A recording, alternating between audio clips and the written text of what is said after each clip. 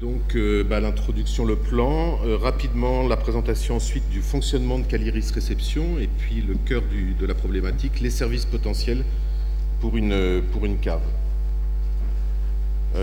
Pour expliquer, puisque c'était une aide à la faisabilité technologique, l'objectif était de développer l'outil et l'utilisation de cet outil dans la cave coopérative qui était porteur du projet. Donc la cave coopérative des Vignerons du Narbonnais, c'est 120 000 hectos quasiment exclusivement en vrac, 300 associés coopérateurs, 1700 hectares, 11 communes sur lesquelles sont collectées la vendange, 1900 parcelles et 5000 apports de vendange entre 3 et 5 tonnes suivant les apports. Donc une logistique, vous voyez, au moment des vendanges importantes. Cet outil a fait l'objet de nombreux investissements depuis environ une dizaine d'années et permet de faire de nombreux itinéraires ornologiques différenciés. Pour exemple, 4 ou 5 quais différents, 3 chaînes de thermos différentes, 7 pressoirs de souvenirs. Donc de multiples choix, mais comment on oriente et comment on fait. La qualification de la vendange peu précise, mes collègues viennent d'en parler. Qu'est-ce qu'une bonne et une mauvaise vendange? Le prédécesseur de Bertrand Prats m'a dit dans une conférence il n'y a pas très longtemps, il n'y a pas de mauvais raisins, il n'y a que des raisins pas mûrs, en dehors des problèmes qualitatifs sanitaires. Globalement, dans les caves coopératives aujourd'hui, on a le degré. 13 degrés, c'est mûr, c'est bon, c'est parfait. En dessous, ça ne va pas. Il y a le problème du contrôle qualité cahier des charges, mais vous avez vu les chiffres que je vous ai présentés, 1700 hectares sur 11 communes. Humainement, en temps et en charge financière, c'est difficilement réalisable. Dans le cas de Néoterra, c'est sur 30% des parcelles qu'il y a un suivi, 30 à 40%. Depuis 2010, l'investissement a été fait sur Caliris, mais en fait, le constat, c'est qu'il n'y avait pas d'appropriation réelle par l'entreprise, pas d'analyse des résultats, pas d'utilisation spécifique. Et en gros, le résultat, c'est que des schémas, je dirais simples, comme des raisins moins mûrs, de thermovinification, vin de type primeur ou vin très mûr, macération, vin structuré, étaient difficilement applicables. L'objectif du partenariat, il faut que j'aille vite, donc montage AFT, je vous l'ai dit. D'abord, création d'un outil de visualisation des données. Rapidement, vous imaginez, vu le nombre de... Aujourd'hui, on a 5 millésimes, les chiffres qui sortent de l'outil Caliris, les degrés, les parcelles, beaucoup d'informations. Il faut visualiser les données. Je ne parle pas de traitement statistique, uniquement de visualisation.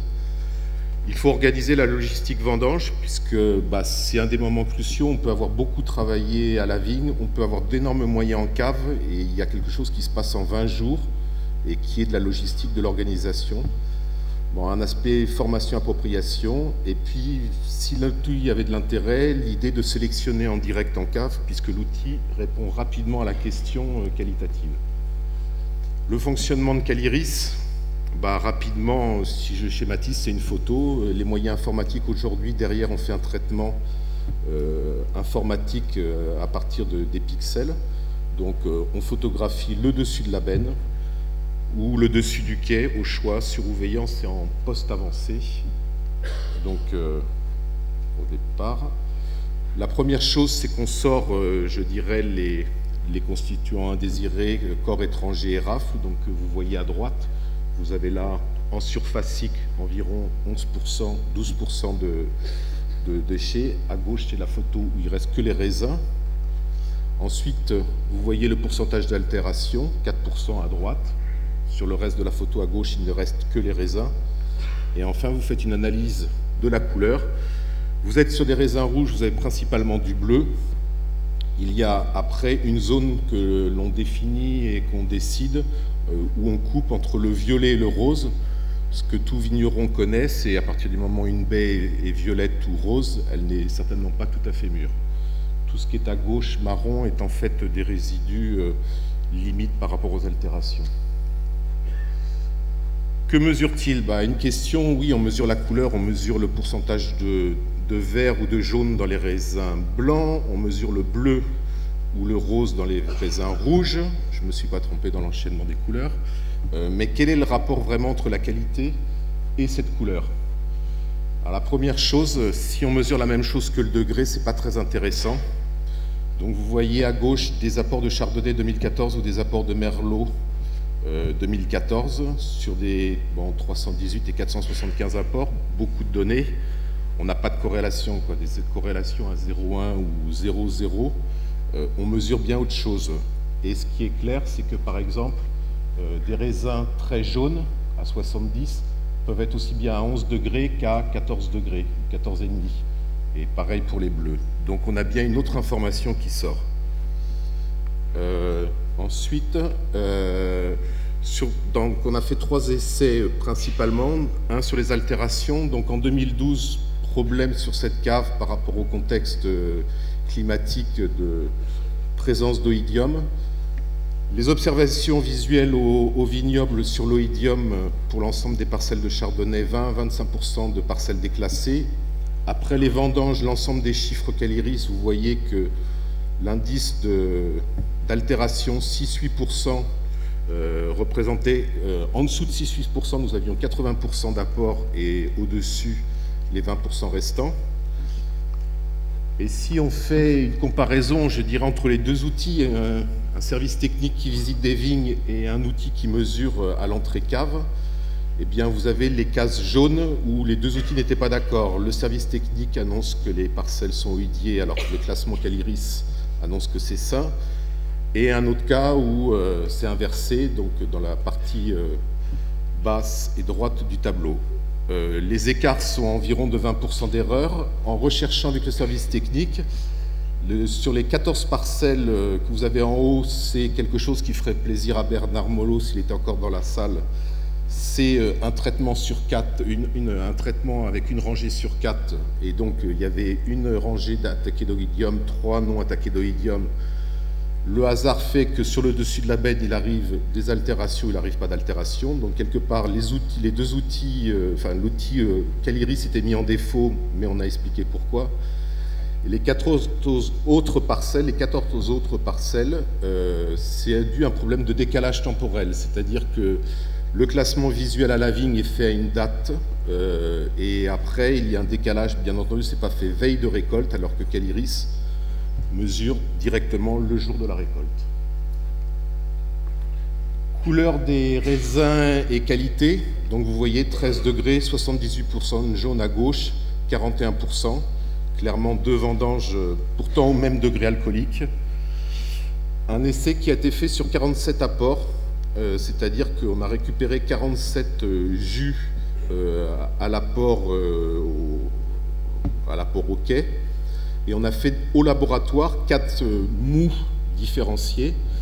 Donc une première sélection qu'on a appelée verte, une deuxième jaune et une troisième degré faible et degré fort.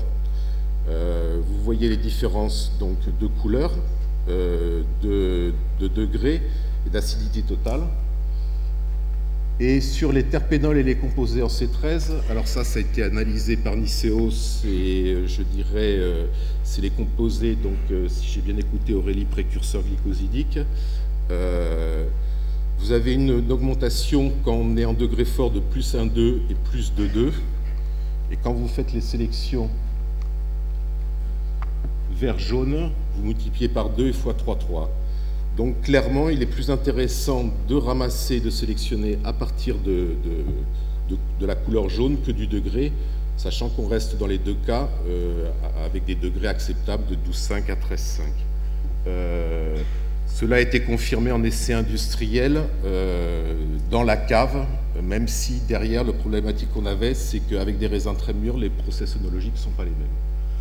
On l'a tenté cette année sur Sauvignon, ou l'année dernière plus exactement, et ça a été assez décevant, c'est-à-dire que cette sélection-là ne marche pas sur Sauvignon, ça doit être un peu plus compliqué sur Sauvignon. Le rouge, là nous avons concrètement fait des prélèvements de baies sur le dessus des bennes. Nous avons appliqué le système d'analyse que nous utilisons régulièrement à l'IFV d'extraction d'anthocyanes, c'est-à-dire un broyat, une macération pendant 1 heure pour avoir un potentiel anthocyannique des baies. Et nous l'avons relevé, les pourcentages de bleu relevés sur les bennes. une corrélation de 0,60 avec deux méthodes analytiques qui sont peut-être pas très précises et un problème d'échantillonnage. Il y a quand même clairement quelque chose. Plus vous êtes bleu, plus vous avez d'anthocyanes. Si on prend le cinceau, toujours en 2014, une corrélation encore meilleure. Des résultats, je dirais, plus bas, donc ça corrèle bien qu'un cinceau est moins riche en anthocyanes et en couleur qu'un merlot. Par contre, la problématique qu'on a, c'est qu'à 75% de bleu, pour un cinceau, ça fait 400 mg par litre de baie, et pour un merlot, ça en fait 1200. Donc attention aux limites de l'outil, on ne peut pas sélectionner tout et n'importe quoi, ce n'est que du comparatif. Après, je vous ai rajouté le Carignan et le Cabernet avec des corrélations à 0,40 et 0,34, donc qui ne sont pas satisfaisantes. En gros, la problématique, c'est qu'on est au-delà de 85-90%, c'est mûr. Et après, il y a des différences entre grosseur de baie, concentration sur maturité, et l'outil atteint ses limites. Pour arriver enfin au service potentiel de la cave, après cette grande introduction, on va dire, voilà l'outil qu'on a développé à la fois avec le cahier des charges que l'on a écrit Neoterra plus moi-même de l'IFV pour la société Sodimel, avoir la possibilité rapidement, je vais dire quasiment en temps réel, de créer une visualisation des données. Bon, là, vous voyez, vous avez 1700, presque 2000 données qui correspondent aux millésimes 2014, 2013, 2012 pour tous les merlots de la cave des vignerons du Narbonnais. Vous avez là le pourcentage de bleu et puis rapidement l'interprétation qu'on en fait. 2012, millésime très mûr, 2013, millésime assez confortable en rendement avec des difficultés de maturité, et 2014, petite récolte, tout devait être mûr, et bizarrement, eh bien non, apparemment on avait des problèmes de déficit de couleur. Je n'irai pas plus loin, je vais juste en reparler un peu plus loin.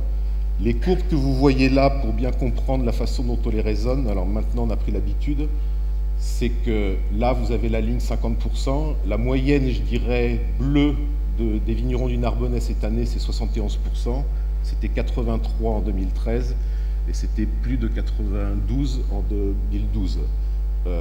On raisonne à 50%, on pourrait raisonner, quand on raisonne sur le degré, on peut raisonner à 13 degrés par rapport à des limites ou des impositions marché. Par rapport au service, la première chose qu'on a vue, c'est la validation et l'appui technique cave. C'est-à-dire que par rapport au service technique à la fois à la vigne ou à la cave, il y a des ressentis, de l'empirisme, c'est mûr, c'est pas mûr, je pense qu'il faut accélérer, ou j'ai vu ça au niveau du vignoble, qu'est-ce qui se passe réellement? L'outil peut permettre, en temps réel, pendant les vendanges ou après coup, de se rendre compte. Là, vous avez la comparaison des degrés entre Cabernet Sauvignon et Merlot 2014.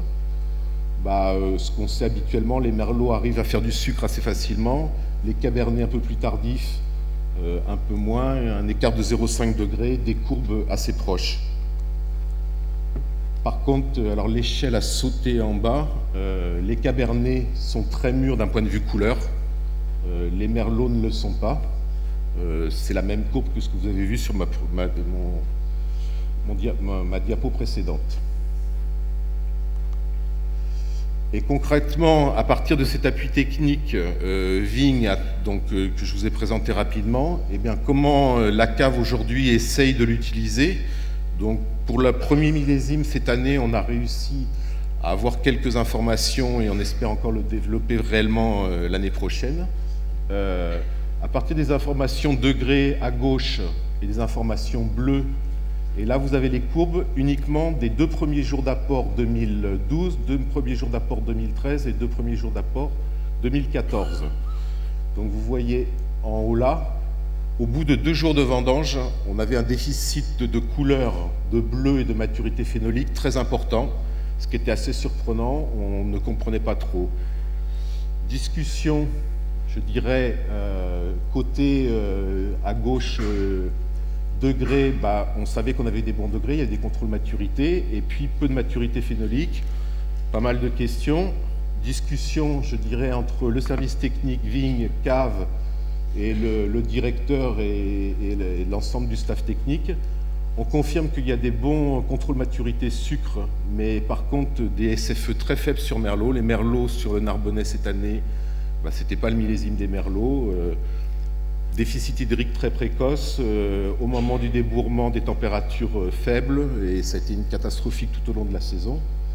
Et les Cabernets s'en sortaient très bien. Donc le vignoble n'était pas très surpris. La cave, est-ce que vous avez des problèmes? Alors au bout de 2 jours de fermentation, des problèmes de couleur à la cave, on nous a répondu j'en sais rien, mais la cave était en alerte. Et puis la discussion de la logistique et du planning vendange, il a été décidé de peu d'intérêt d'attendre parce qu'on pense que de toute façon on allait perdre en quantité, pas gagner beaucoup en couleur et qu'il n'y avait pas grand chose à faire. Bien entendu, rapidement, connaissant la sélection de vendange et par rapport à tout ce qui a été dit au départ, si j'ai une entrecôte, je ne vais pas essayer de faire un pot-au-feu, et avec des bas morceaux, je n'essaierai pas de faire une brigade l'été. Quand on le dit comme ça, c'est simple. En raisin, c'est un peu plus compliqué, mais on a quand même quelques pistes. La qualité de la vendange, là, on arrive à la mesurer un peu plus finement qu'avec le degré. Et donc, on a réussi à faire des sélections qui ont été confirmées par l'expertise chez par l'œnologue. Concrètement, par exemple, en 2011, alors plus il y a de difficultés de maturité, plus il y a un vignoble chargé, plus il y a de différences et plus la sélection est intéressante. L'outil industriel sur les vignerons du Narbonnais, l'objectif c'est de couper en 2. On rentre 400 tonnes de merlot et il faut en faire 2 lignes de 200 tonnes. On ne va pas essayer de sortir 30 tonnes d'à côté pour faire 380 d'extraordinaire. Le mûr et le pas mûr. Donc le côté binaire avec l'outil qui n'est pas obligatoirement très précis donne quand même des choses intéressantes. Vous voyez là par exemple que les degrés au fur et à mesure des vendanges 2011 montent, 13,1, 13,9. Par contre, en début de vendange, je dirais 1er et 10 septembre, en faisant des sélections du plus mûr au moins mûr, eh bien, en fait, on arrive à gagner 10 points. Mais bon, passer de 80 à 90 par rapport au recul qu'on a sur l'outil, ça commence à être intéressant. Et en fin de vendange, quand les terroirs, néanmoins pas si mauvais que ça, produisent un peu trop de raisins, un peu trop riches, limoneux, malgré une maturité assez importante, 13,9, on arrivait à faire 20 points d'écart. Et à 60, là c'est des merlots qu'il faut travailler autrement. Grand Chai de France ne les prendra pas pour leur couleur, il les prendra peut-être pour leur côté thermo, fleuri, facile à boire, goulayant. Conclusion, une mesure de la qualité différente, altération idiome sur blanc, sur rouge, tant mieux pour les vignerons du Narbonnais, pas eu de millésime à gros problème sur les rouges, on a pu tester. La maturité aromatique des chardonnays, c'est validé. Maturité polyphénolique des raisins rouges, c'est validé. Aujourd'hui, la nécessité, et on a encore quelques petits développements informatiques à faire avec Sodimel, d'avoir une représentation des données simple et rapide. Donc le couplage de ces photos, l'analyse des données ouvre les champs que je viens de vous évoquer. La mémoire chiffrée du millésime. On se souvient tous des millésimes, mais sans chiffres. 2011, c'était comme ci, c'était comme ça. Là, on a des chiffres. Et quand on recommence les vendanges aujourd'hui, l'idée, c'est de se référer à un des 4 ou 5 millésimes qu'on a. La validation et les suivis des vignobles, je ne vous ai pas présenté là de chiffres, mais il y a des sélections au terroir. Je vous ai parlé sur 30% des parcelles.